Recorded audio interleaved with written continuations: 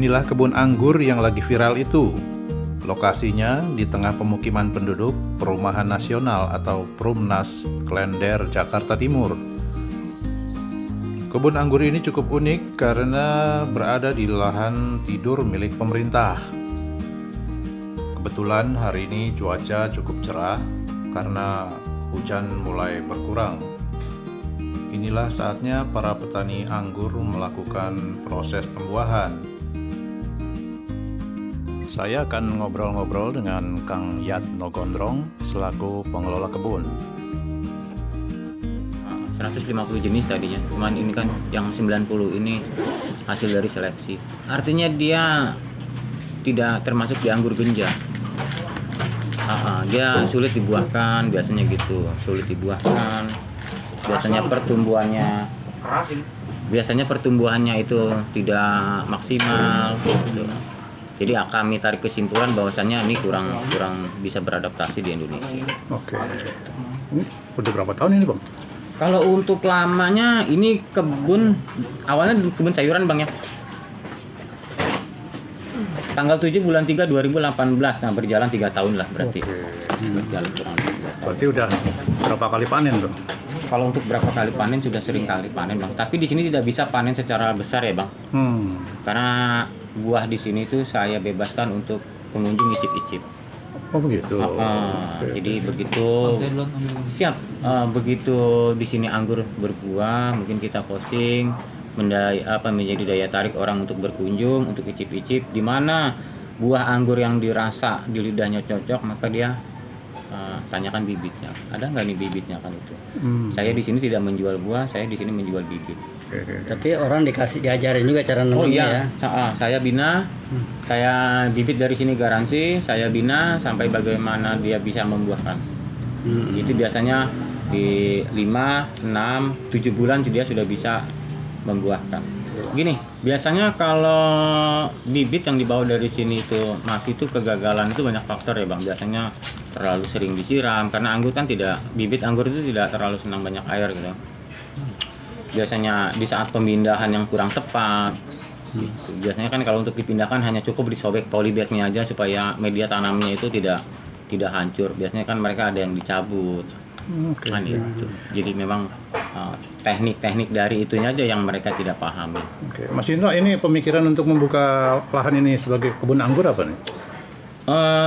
Kebun anggur ini saya awalnya coba-coba ya, Bang. Awal mulanya ini kebun sayur ya, Bang. Kebun sayur ada sawi, kangkung, bayam, macam-macam lah di sini.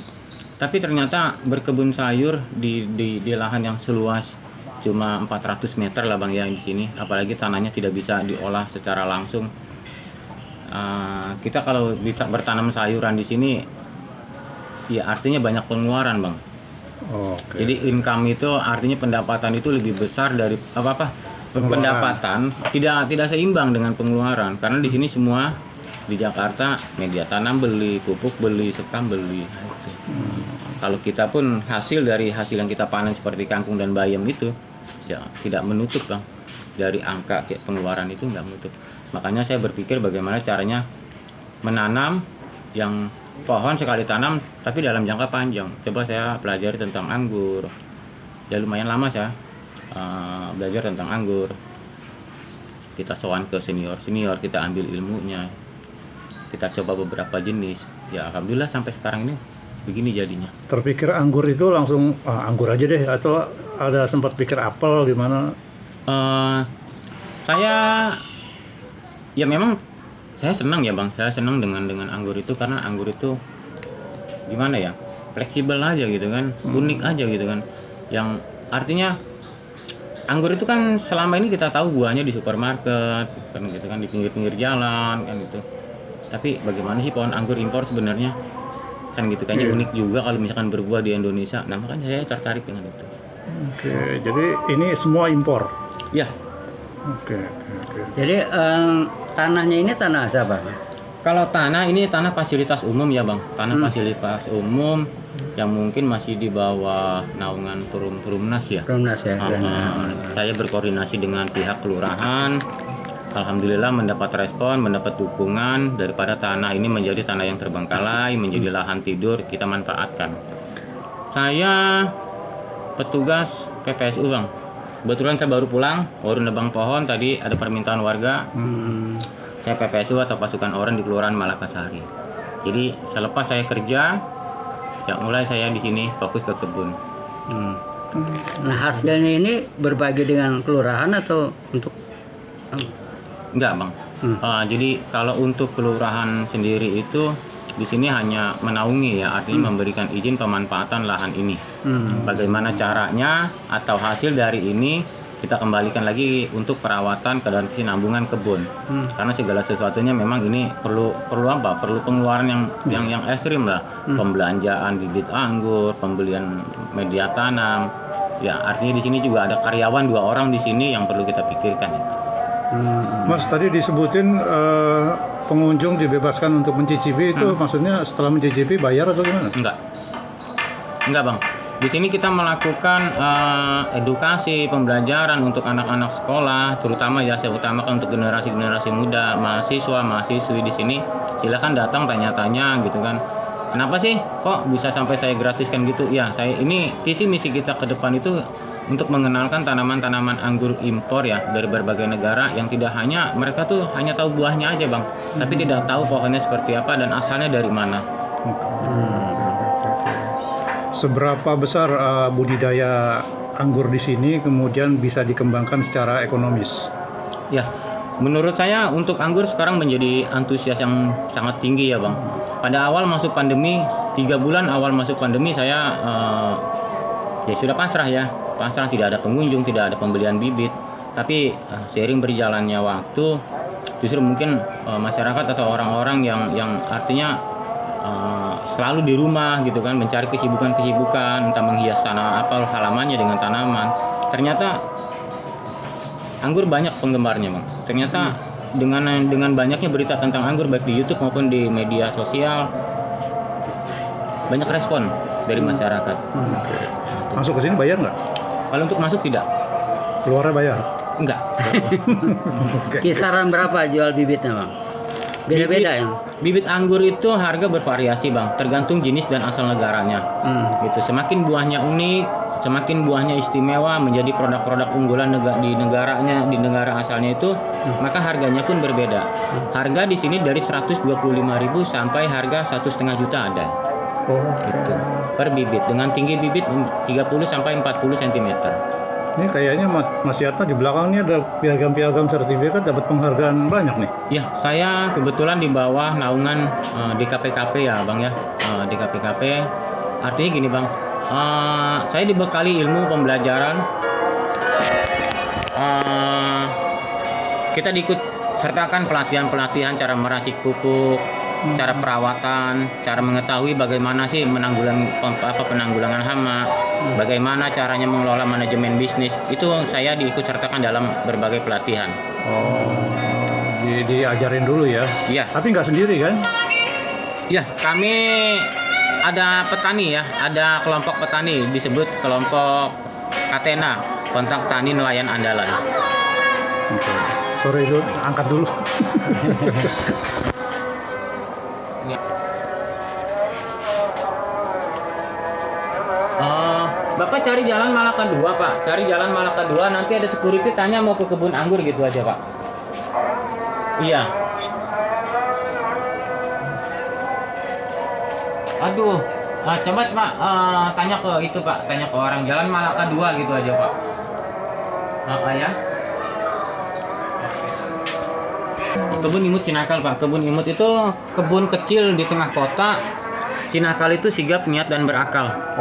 Gitu. Karena kalau tidak kita sigap dalam arti melihat situasi lingkungan, siapa lagi kalau bukan kita. Niat kalau memang berkebun di Jakarta ini lumayan Pak ya. Dalam hal mengelola media tanam, wadah-wadahnya. Kalau memang tidak didasari niat kayaknya menjadi menjadi apa ya? Tanaman apa? Nyerah lah ya. Gitu.